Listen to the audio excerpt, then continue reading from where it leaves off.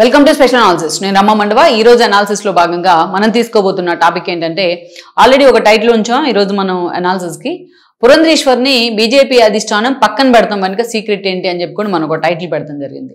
ఈ రోజు AP BJP అధ్యక్షురాలుగా ఉన్న పురంధరేశ్వర్ని పక్కన పెట్టి ఆ స్థానంలో ఎమ్మెల్సీగా ఉన్న మాధవ్ను ఈరోజు ఏపీ బీజేపీ అధ్యక్షుడిగా ఏదైతే బీజేపీ అధిష్టానం ఎంపిక చేయడం జరిగింది. సో ఈ క్రమంలోనే పురంధరేశ్వర్ని ఎందుకు పక్కన పెట్టారు అనేది ఒక చర్చ. నిన్నటి వరకు కూడా పురంధరేశ్వర్ని మళ్ళా బీజేపీ రాష్ట్ర అధ్యక్షురాలుగా కంటిన్యూ చేస్తారనే చర్చ కూడా జరిగింది. కానీ దానికి బ్రేక్ వేసే విధంగా ఈ రోజు పూర్తిగా పురంధరేశ్వర్ని బీజేపీ అధిష్టానం పక్కన పెట్టింది. ఇది ఆమె అభిమానుల్లో కూడా కొంత కలవరానికి అయితే కారణమవుతోంది. అయితే ఎట్ ద సేమ్ టైం పురంధరేశ్వరికి ఈ రోజున అంతకన్నా పెద్ద పదవి రాబోతోంది. అందు గురించే ఈ రోజు ఆమెను పక్కన పెట్టారని కూడా ఒక చర్చ అయితే ఉంది. అయితే అట్ ద సేమ్ టైం చూసినట్లయితే పురంధరేశ్వరి ఈ విషయంలో ఏదైతే మాధవ్ నియామకాన్ని తప్పుపడుతున్నో లేకపోతే బీజేపీ అధిష్టానాన్ని ఉద్దేశిస్తున్నో కొన్ని కమెంట్స్ చేస్తూ ఉన్నారు కదా 2 రోజులుగా సోషల్ మీడియా వేదికగా. దీన్ని పురంధరేశ్వరి ఎప్పుడైతే ఖండించే ప్రయత్నం చేశారో ఆవిడ తప్పుపట్టే ప్రయత్నం కూడా చేశారు. సో ఈ క్రమంలోనే ఈ రోజు చూసినట్లయితే పురంధరేశ్వరికి అత్యంత కీలక పదవిని బీజేపీ అధిష్టానం ఇవ్వబోతోంది. అందుకే ఆ దిశగానే మాధవ్ లాంటి వాళ్ళ వ్యక్తిని ఈ రోజు పార్టీ అధ్యక్షుడి హోదాలో పెట్టారు. పురంధరేశ్వర్ని పక్కన పెడతాం వెనుక అయితే నిజంగానే ఒక ఎజెండా ఉంది బీజేపీకి అనేది ఈ రోజు నడుస్తున్న చర్చ, ఢిల్లీ స్థాయిలో బయటకు వస్తున్న సమాచారం అని అనుకోవచ్చు. అయితే ఏ పదవి ఇవ్వబోతున్నారు, నిజంగానే ఆ దిశగా పురంధరేశ్వరికి ఇప్పటికే సమాచారం అందిందా అంటే అది కూడా నిజమే అనుకోవచ్చు. ఎందుకంటే ఆ బీజేపీ అధ్యక్షురాలుగా ఉన్న పురంధరేశ్వరిని పక్కన పెడుతున్నారంటేనే ఆమెకు సమాచారం ఉంటుంది. పక్కన పెడతానికి కారణాలు కూడా బీజేపీ అధిష్టానం ఆమెకు ఇన్ఫార్మ్ చేసే అవకాశం కూడా ఉంటుంది. ఎట్ ద సేమ్ టైం ఇక్కడ చూసినట్లయితే తెలంగాణలో కూడా బీజేపీ అధిష్టానం రామచంద్రరావును ఈ రోజున బీజేపీ అధ్యక్షుడిగా ఎంపిక చేసే ప్రయత్నం చేసింది. పూర్తిగా ఇక్కడ చూసినట్లయితే ఆర్ఎస్ఎస్ బ్యాక్గ్రౌండ్ ఉన్న వ్యక్తులకే ప్రయారిటీ ఇచ్చే ప్రయత్నం అయితే చేసింది.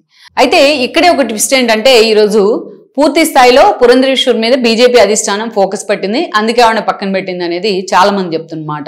ఆల్రెడీ మనం చెప్పుకున్నట్టు జాతీయ స్థాయిలో కూడా ఈ అంశం మీదే చర్చ జరుగుతోంది. ఇక్కడే మనం విశ్లేషణ చేసుకోవాలి. ఈరోజు చూసినట్లయితే పురంధరేశ్వరి ఒక టాప్ మోస్ట్ లీడర్. ఆవిడ ఎన్టీఆర్ కూతురుగా ఆమెకు ఒక ఐడెంటిటీ ఉన్నప్పటికీ బట్ ఆ ఇమేజ్ తన మీద పూర్తి స్థాయిలో పడకుండా తనకంటూ చాలా తక్కువ సమయంలోనే ఒక ఇండివిజువల్ ఇమేజ్ ఆవిడ క్రియేట్ చేసుకున్నారు. మనం చూసినట్లయితే పూర్తిగా ఆవిడ తన తండ్రి నుంచి డిఫర్ అయిన తర్వాత చంద్రబాబు నాయుడు చేతిలోకి పార్టీ వెళ్ళిన తర్వాత తన భర్త దగ్గుబాటి వెంకటేశ్వరరావుతో కలిసి కొన్ని రోజులు చంద్రబాబుతో సైల్ అయ్యారు. దెన్ చంద్రబాబుతో డిఫర్ అయ్యి వాళ్ళు బయటికి రావడం జరిగింది. ఆ తర్వాత కొద్ది రోజులు బీజేపీకి మద్దతు ఇచ్చే ప్రయత్నం చేశారు. ఇక వైఎస్ఆర్ ముఖ్యమంత్రి అయిన తర్వాత ముఖ్యమంత్రి కాకముందే దగ్గుబాటి దంపతుల్ని పార్టీలోకి తీసుకొచ్చే ప్రయత్నం చేశారు. దెన్ అదే స్థాయిలో వైఎస్ రాజశేఖర రెడ్డి వాళ్ళకి ప్రయారిటీ కూడా ఇవ్వడం జరిగింది. ఈ క్రమంలోనే దగ్గుబాటి వెంకటేశ్వరరావు ఎమ్మెల్యే అయ్యారు. అండ్ దెన్ పురంధరేశ్వరి కేంద్ర మంత్రిగా కూడా పనిచేశారు. ఆవిడ కేంద్ర మంత్రి స్థాయిలో అటు అంతర్జాతీయ వేదికల మీద కూడా భారతదేశ వాయిస్ని వినిపించడంలో మాత్రం ఆమె ముందే ఉన్నారు. అటు జర్నలిజంలో కూడా ఆమె స్పెషలైజేషన్ చేస్తున్నారు. అలా ఒక స్పెషల్ క్వాలిటీస్ ఆ ఫ్యామిలీలోనే పర్టికులర్లీ ఎన్టీఆర్ బిడ్డల్లోనే ఆమెకు ఒక ప్రత్యేకతను తెచ్చిపెట్టాయి, ఒక ప్రత్యేకమైన ఇమేజ్ని తెచ్చిపెట్టాయి. సో అలాంటి పురంధరేశ్వర్ అంటే మంచి వాయిస్ ఉన్న నేతగా, ఆ ఫ్యామిలీలో మంచి వాయిస్ ఉన్న నేతగా కూడా ఆవిడకి పేరుంది. ఇక రాష్ట్ర విభజన లాంటి ఒక బిటర్ ఎక్స్పీరియన్స్, కాంగ్రెస్ తను 2 సార్లు కేంద్ర మంత్రిని చేసినప్పటికీ రాష్ట్ర విభజన లాంటి ఒక చేదు అనుభవం తర్వాత పురంధరేశ్వరి కాంగ్రెస్ నుంచి బయటకు వచ్చారు. బయటకు వచ్చిన తర్వాత ఆమె బీజేపీని ఆప్షన్గా ఎంచుకున్నారు. అయితే బీజేపీలో సుదీర్ఘకాలం ఉన్నప్పటికీ ఆ స్థాయిలో బీజేపీ నుంచి ఆమెకు అంతగా కోపపోయిన పరిస్థితి లేదు. ఎంపీగా పోటీ చేసి కూడా ఓడిపోయిన సిచ్యువేషన్ అయితే ఉంది. దెన్ పర్టికులర్లీ పురంధరేశ్వరికి ఒక బీజేపీలో అప్లిఫ్ట్ అయిన పీరియడ్ అంటే 2019 తర్వాత జరిగిన పరిణామాలే. 2019 తర్వాత బీజేపీలో ఆమెకి మహిళా మోర్చా లాంటి పదవులు కానీ కొన్ని రాష్ట్రాలకు అబ్జర్వర్గా ఇన్ఛార్జిగా కూడా ఆమెను నియమించడం జరిగింది. అదేవిధంగా చూసినట్టయితే ఎన్నికల కంటే ముందు ఒక 1.5 ఏడాది ముందు ఆవిడికి రాష్ట్ర అధ్యక్షురాలు పదవి ఇచ్చింది బీజేపీ. అంతకు ముందుగా చూస్తే మనం సోము వీర్రాజు లాంటి వాళ్ళు, అంతకంటే ముందు కన్నా లక్ష్మీనారాయణ లాంటి వాళ్ళు బీజేపీ నుంచి అధ్యక్షులుగా పనిచేశారు.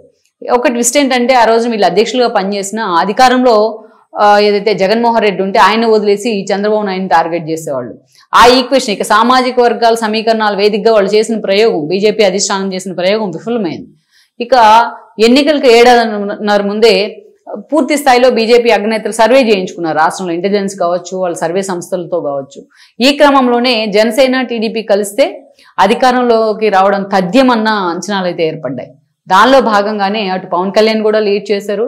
సో ఈ క్రమంలోనే ఆ రోజు ఎవరో ఒక సాలిడ్ పర్సనాలిటీని అక్కడ అధ్యక్ష పదవిలో కూర్చోబెట్టాలని బీజేపీ అధిష్టానం అనుకుంది. ఎన్నికలు కరెక్ట్గా 2 ఏళ్ల ముందు పురంధేశ్వరిని తీసుకొచ్చి అక్కడ ఎస్టాబ్లిష్ చేసే ప్రయత్నం చేశారు అధ్యక్షురాలి హోదాలో.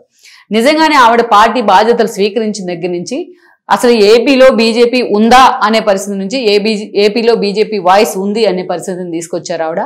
డే 1 నుంచి కూడా జగన్మోహన్ రెడ్డిని టార్గెట్ చేస్తూ ఆ పార్టీకి సాఫ్ట్ కార్నర్ కూడా అయ్యారు ఆవిడ. అంతేకాదు అనేక సార్లు ఏపీలో జగన్మోహన్ రెడ్డి పరిపాలనకు సంబంధించి అనేక విధానాలను ఎండగడుతూ ఆమె ఎన్నోసార్లు బహిరంగంగా మాట్లాడిన సందర్భాలు ఉన్నాయి.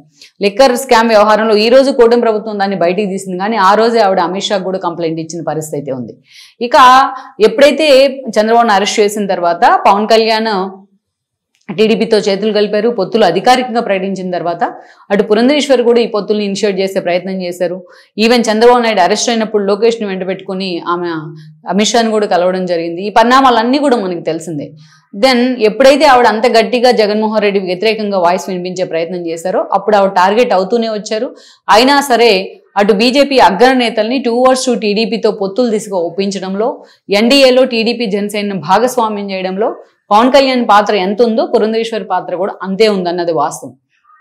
అంతేకాదు అనేక సందర్భాల్లో ఆవిడ ఎప్పుడైతే భువనేశ్వర్ని అసెంబ్లీ వేదికగా తన సోదరిని అవమానించిన సందర్భం, చంద్రబాబు నాయుడు కన్నీళ్లు పెట్టుకున్న సందర్భంలో ఆవిడ ఖండించారు.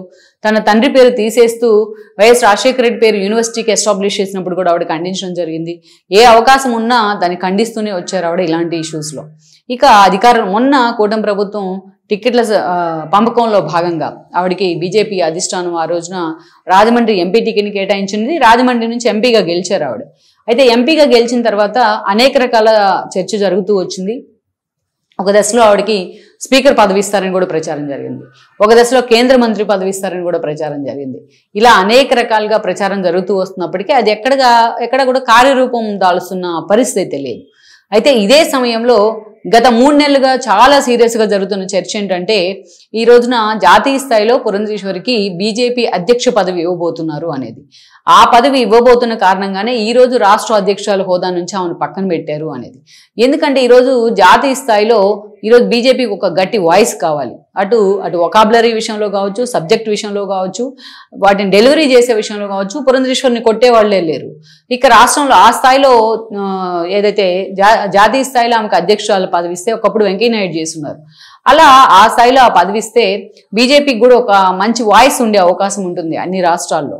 ఇక ఎస్పెషల్లీ సదరన్ స్టేట్స్ మీద బీజేపీ ఎప్పటి నుంచో ఫోకస్ పెట్టింది. అక్కడ ఆ స్థాయిలో బీజేపీకి వాయిస్ లేదు, బీజేపీ చేసిన ప్రయోగాలు కూడా విఫలమవుతా ఉన్నాయి. అందుకే పురంధేశ్వరి లాంటి ఒక మంచి వాయిస్ ఉన్నవాడిని కనుక మనం ఎస్టాబ్లిష్ చేసినట్టయితే పార్టీ మీద ఫోకస్ కూడా ఎక్కువగా ఉంటుంది. సదరన్ స్టేట్లో ఒక వ్యక్తికి పర్టికులర్లీ ఒక అగ్ర సామాజిక వర్గానికి ఓటర్లు ఎక్కువగా ఉన్న సామాజిక వర్గాన్ని రిప్రజెంట్ చేసినట్టు అవుతుంది.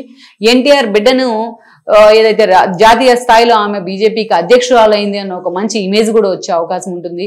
సో వీటన్నిటిని దృష్టిలో పెట్టుకుని బీజేపీ అధిష్టానం పురంధేశ్వరి మీద అయితే ఫోకస్ పెట్టారని కూడా చెప్తున్నారు. అందుకే కేంద్ర మంత్రో లేకపోతే స్పీకరో ఈ పదవులను పక్కన పెట్టి ఆమెను బీజేపీ జాతీయ అధ్యక్షురాలు చేసే దిశగా బీజేపీ నేతలు పావులు కదుపుతున్నారని కూడా చెప్తున్నారు. లెట్స్ సీ మరి. అందుకని ఈ విషయంలోనే ఆవిడకి ముందుగానే సమాచారం ఇచ్చి ఆమెను పక్కన పెట్టిన కారణంగానే ఈరోజు మాధవ్ ఆ బాధ్యతలు స్వీకరించాల్సిన పరిస్థితి వచ్చింది అనేది మనకున్న సమాచారం. ఓవరాల్గా త్వరలోనే పురంధేశ్వరికి సంబంధించి బీజేపీ అధిష్టానం ఇలాంటి కీలక నిర్ణయమే తీసుకోబోతోంది. మరి అది ఎలాంటి కీలక నిర్ణయం కాబోతుంది అనేది మాత్రం ఇంకొద్ది రోజుల్లో క్లారిటీ రాబోతోంది. ఈ వీడియో మీకు నచ్చినట్లయితే please share, like and subscribe.